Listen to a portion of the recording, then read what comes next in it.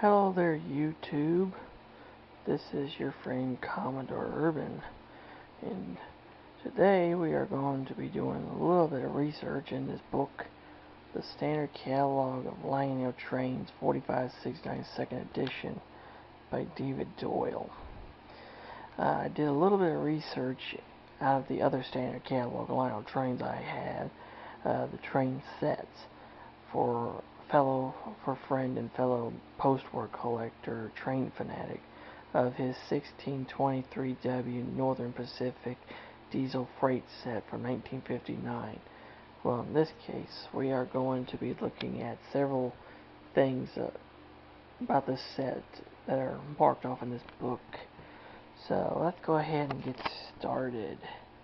But before we actually look at any of the items, let's look at the box, at the individual, see, like the Lionel boxes.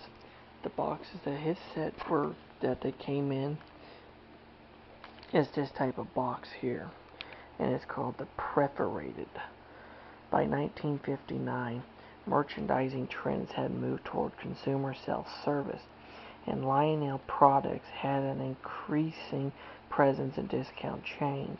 This resulted in a total change in Lionel's packaging. You gotta remember, their boxes looked like this beforehand. The new box was made of orange-coated stock and featured a tear-out perforated front panel that allowed the contents to be displayed. This box was introduced in 1959 and used through 1960. So now we know what the boxes looked like for. Let's see what there was in the set. First item we're going to look at here was the 2349 Northern Pacific GP9. It was available in 1959 and 1960. This EMD GP9 road switcher was painted primarily as soft black with a brilliant gold painted ends and side stripes. A narrow red stripe, as you can see here, was painted on to separate the gold from the black areas. The heat-stamped road name and unit numbers were also gold and had almost gold foil appearance, as you can see in the picture. Radio equipped was heat-stamped in red on the sides of the short hood, which are right here, with an ornamental horn was present on each side of the body. Inside the body there was an operating horn, 2 operating headlights, and a levered down 3-position E-unit. Yeah. Underneath the gold painted sheet metal frame were a simulated fuel tank and a magnet traction equipped power truck. Both the power truck and the non-powered truck had operating couplers and molded plastic pilot and step components. Very good condition 300, excellent 500, like new 725, rarity is a 6. The next item in the set is the 6017 Caboose, and it had 11-year production span from 51 to 62, and I believe altogether with the different variations there's like 13 different variations.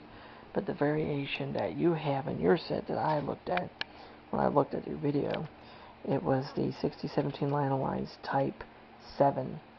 It is the most common of the later Lionel Line 6017 cabooses. Those were those that are painted brown.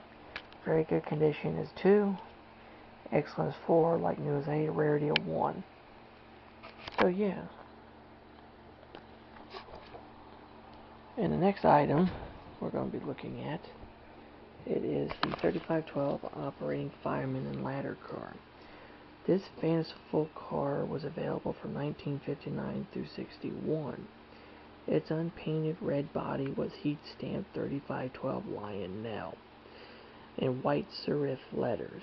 The car was equipped with AAR-type trucks with operating couplers, one of which was non-standard and was equipped with a drive belt.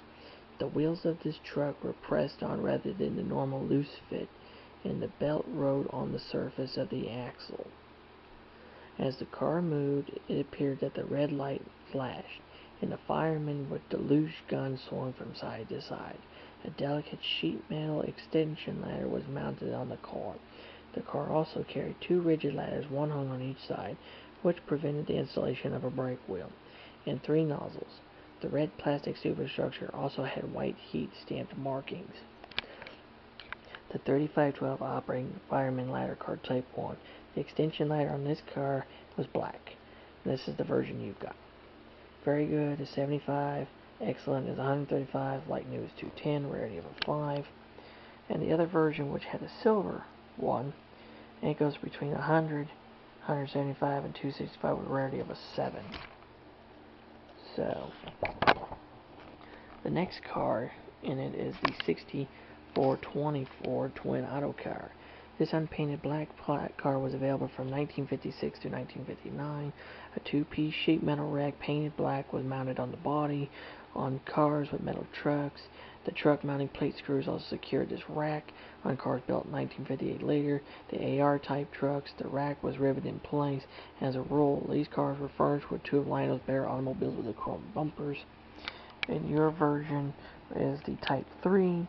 Beginning in 1958, the AR type trucks with operating couplers were riveted directly to the body.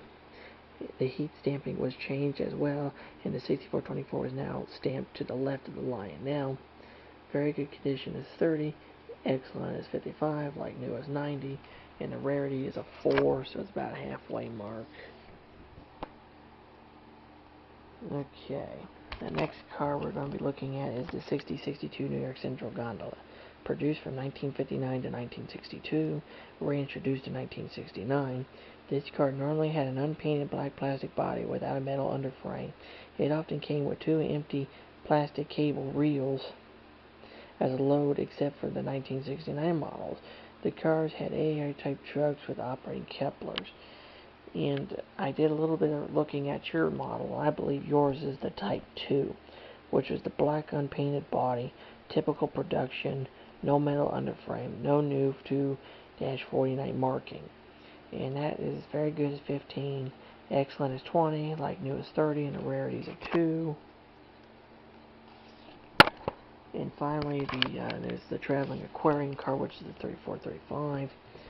This attractive, unusual, and fictional boxcar was available from 1959 through 1962. Its body was molded to clear plastic, which was masked, leaving 4 large windows. Then painted green, a film strip was installed inside that had images of fish painted on it. This film strip was driven by a vibrator motor that was controlled by an on and off lever extending through the bottom of the car. When backlit by the interior illumination, the movement simulated fish swimming. This car rode on AA-type trucks with operating couplers. This car came in a surprising number of variations given the short production span. Type 1 is the rarest. Type 2 is a little more sought after. Type 3 is a little bit more collectible. And Type 4 is the most common. This is the one you've got is the Type 4. The bulk of the aquarium cars had yellow rather than gold markings, and these were rubber stamped rather than heat stamped. The rubber stamped cars had neither the tank labels nor this L encircle.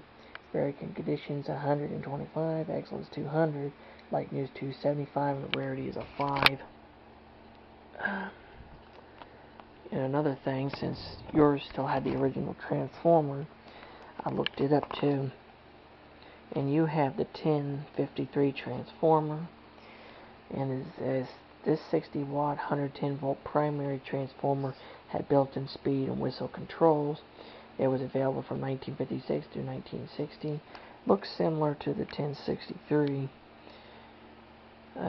Very good condition for it is 20, excellence 35, like new is 45, and rarity is a 3. So yeah. And before I move on to the next part, the box, I want to kind of show you. There's the 59 catalog. This is the advanced catalog. This is like the primary dealer catalog. And here is the 1959 consumer catalog. So your train set would have been in this catalog. So that'd be kind of cool. You should get the catalog, and then you can have the catalog and the train set both. So, but yeah, here's another chapter here about catalog sets. Here's another 1959 set. This is actually one I want to get.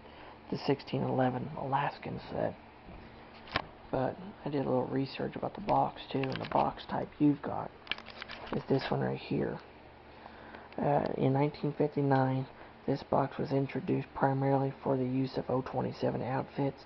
It was not as sturdy as the earlier boxes, making it a little more difficult to find today.